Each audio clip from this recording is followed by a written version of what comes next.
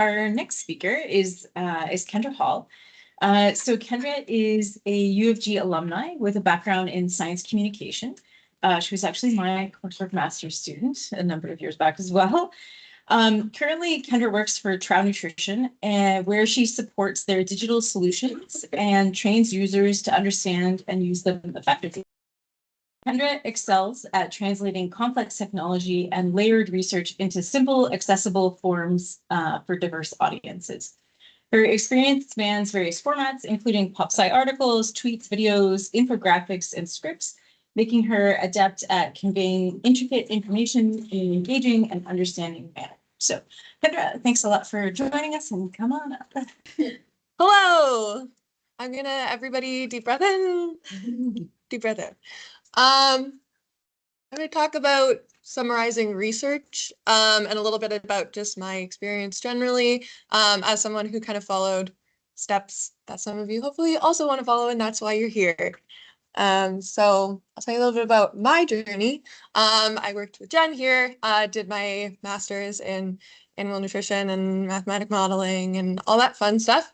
But my passion was always communication and translating research and making it accessible.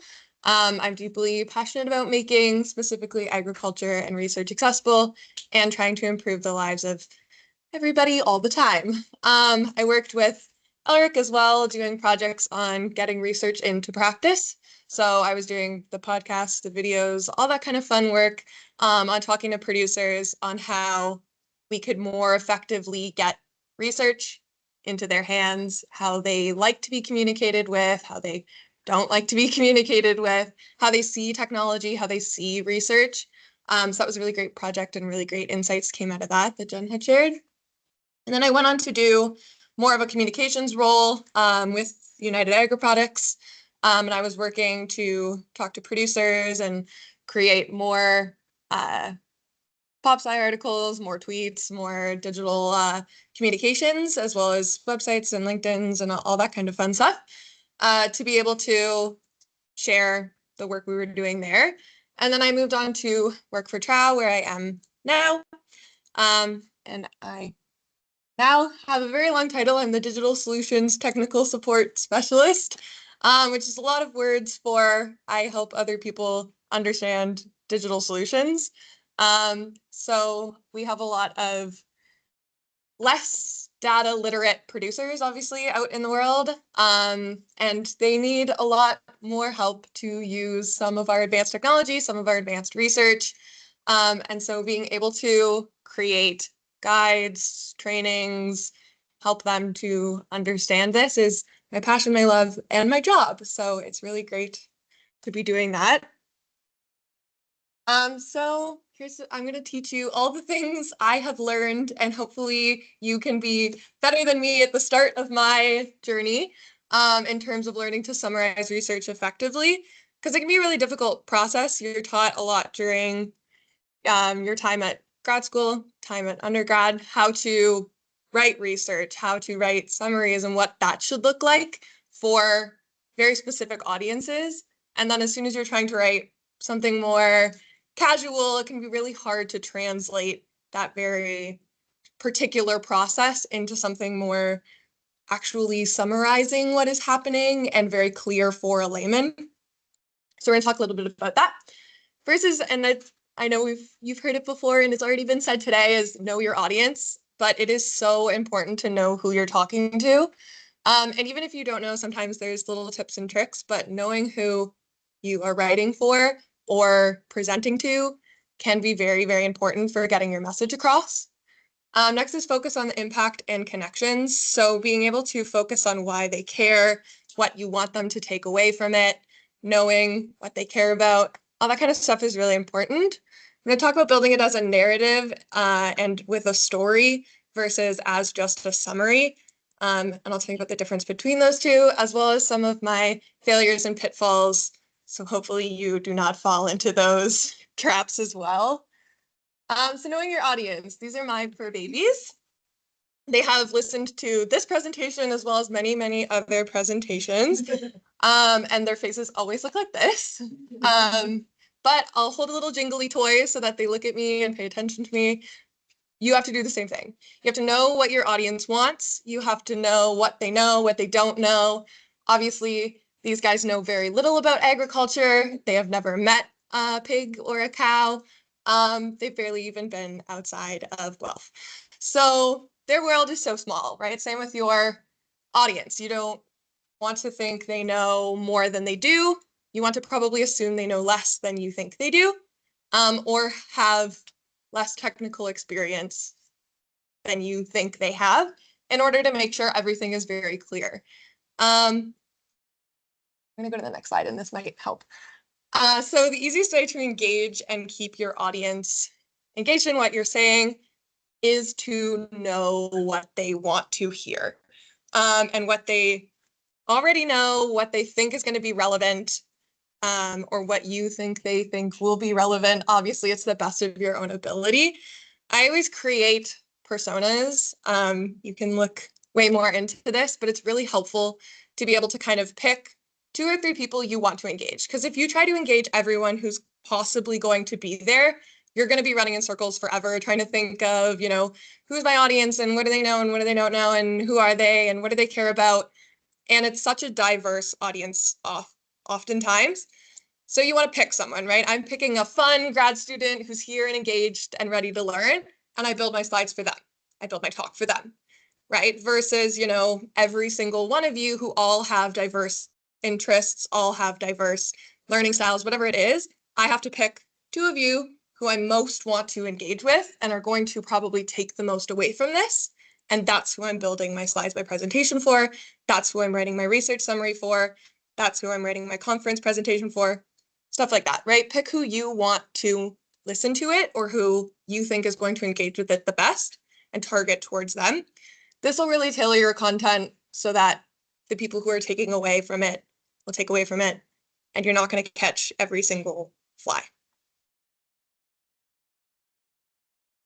So the way to really drive that home is to make sure you're focusing on the impact and connection of your research for your audience.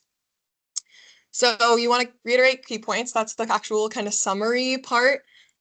So what you want them to take away from it, as well as what's the impact of it, right? So why do you care? So what? All those questions are the key to bringing home something for someone, right? I can summarize it all I want. I can tell you the words that are on the slide in shorter form, but that's not actually going to make it relatable to you. You're not going to leave this room remembering what I said unless it's relatable to you, right? If I said, this is going to make you more comfortable at a conference, you're more likely to remember it and take that message home than if I just said, you need to be summarizing your research effectively, right? You need to be summarizing your research effectively to better communicate it. You're going to remember that a little bit better. Same thing with making sure it resonates with them, right? We're all here for that cause. That's what's going to resonate with you. Finding the narrative. So this is one of the things that I think is what makes my summaries the best summaries out there, is really finding a through point. And it is a skill. It takes a lot of time to learn. And a lot of researchers, you'll read a lot of research papers where you can't find the through line. It looks like the introduction was written separately than the conclusion, or maybe even by different people, which is fine, but you have to try to yourself, as someone summarizing that, even your own research, find the through line, find the through point. And sometimes research can be so broad. There's 8 different things that they're categorizing, and they're looking at so much in one study. When you're summarizing that, you have to categorize the points and focus on one line, right? Oh, great, they looked at, CO2 emissions, and they looked at milk production, and they looked at data behavior, and they looked at this and this and this. Not every single audience is going to care about every single one of those pieces. Even though it's a super key finding that milk production went up when they gave supplement A to these dairy cows, I'm writing for an eco journal. They don't care. They want to know the CO2 emissions went down. They want to know about everything that was studied, how that was studied, methane emissions. That through line is different than the through line for milk production, for animal health, whatever it is, right? And those can be separate summaries. The summary doesn't need to summarize everything that happened in the paper. It has to be tailored to your audience and work through a point of view. You don't want to add an opinion. Obviously, a lot of research summaries, you want to be very absence of an opinion, but you do want it to have a story. You want it to follow a narrative. I built this slide for you, Jen, because I know you will steal it. This is a narrative structure. So in probably grade 6 English, a lot of you learned how to structure a narrative, right? You set the scene, build the problem, rising action, climax, falling action, resolution. And this is the same thing. Yeah, please take a picture of the slide. Go right ahead. I'm sure you will not look up the slides later, so feel free to take a photo. Your opening should introduce your research topic, why it's important to the user. Then your problem, you want to outline the research question. What was the hypothesis? But what was the hypothesis that they care about, right? It could have had multiple questions. A lot of research papers nowadays answer multiple questions. You're involved in investigating multiple things. Pick the one that your users are going to care about, or one or two, depending on the scope of your summary and how large it can be. If you've got a tweet, you want to focus on one. If you've got a conference summary, you're probably going to want to answer quite a few. Rising action, summarize the methods, your methods, materials, a bit of that kind of Brennan's. Climax, you want to highlight obviously the primary results, the key findings, focus on the key finding that's relevant. Falling action, how did they resolve the problem, right? Now you're getting into that, okay, here's the problem, you're setting up the story, and then you're resolving the story. Oh, we wanted to figure out if this supplement reduced methane in cows. It did reduce methane in cows, great. Why is that important to the user? Resolve the story and give them the takeaway.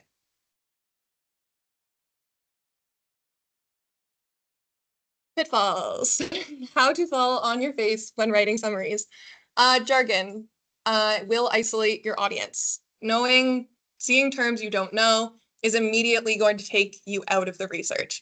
Same thing as saying, oh, this is a really complicated topic. People are immediately going to back off of that, right? You want to make it engaging, make it accessible.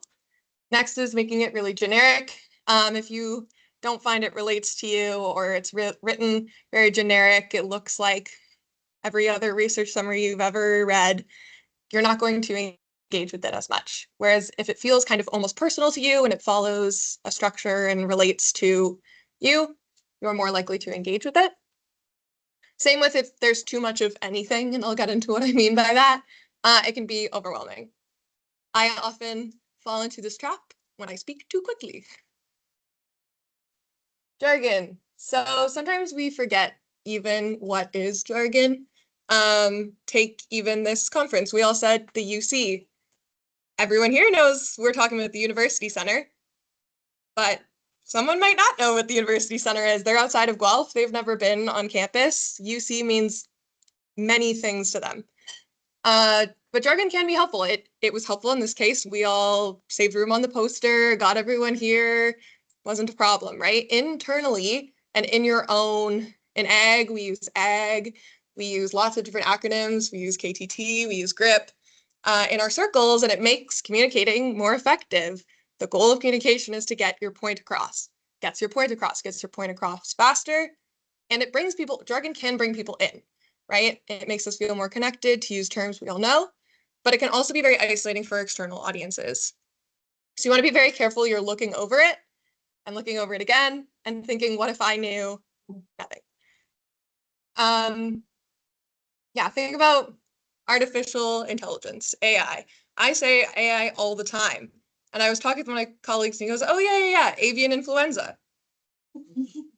Artificial insemination. Artificial insemination. There's so many terms that in different worlds often are just different things, right? Feed conversion ratio, return on investment, terms that in their own worlds are used every day and are so intrusive into that culture of that segment that you might not even think that they're different. But it depends. Some journals will allow them, right? Because you're so used to seeing that term, you can use it. And then with research summaries, you have to take that out because it's going to a general audience. So use your jargon specifically and correctly because it can be helpful. I don't want to say never use jargon because there can be time and places, but you want to be very careful and know your audience well enough to know if they'll understand what you're saying or not. And if you're not sure, take it out. Formatting. So this is one that hit me a lot when I was first starting. You'll write a piece and you'll format it in your Word document and it'll look beautiful. And then it gets into the article and it's split up in different ways and it's formatted differently. And it changes almost the message and the appeal of the words you're saying. So knowing how it's going to look at the end, if you're submitting it to a magazine, do your research to know what that magazine layout is. Same thing with like, if it's a poster, know where on the poster it's going, and design it with that in mind. These are the different elements of a page, a poster, a text that you may want to think about when laying it out. And you want to use multiple elements when possible.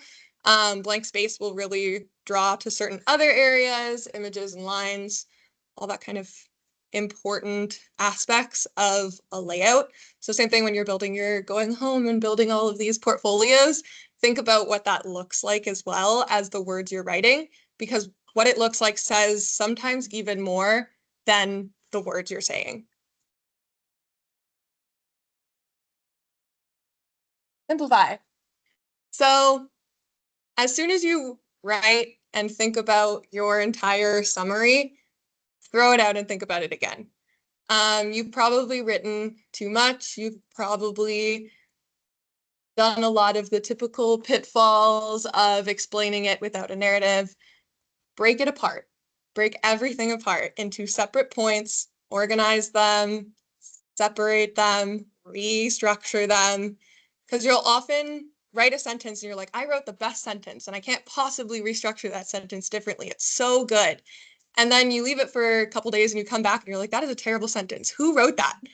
Like, why? That does not communicate what I want it to say. It doesn't even mean what it said last week.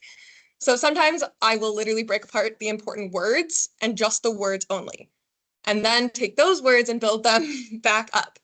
So breaking apart is really my favorite. Take it into points, take it into words, mind map your own research, do whatever makes your brain think about those key points as separate from every other part of the paper.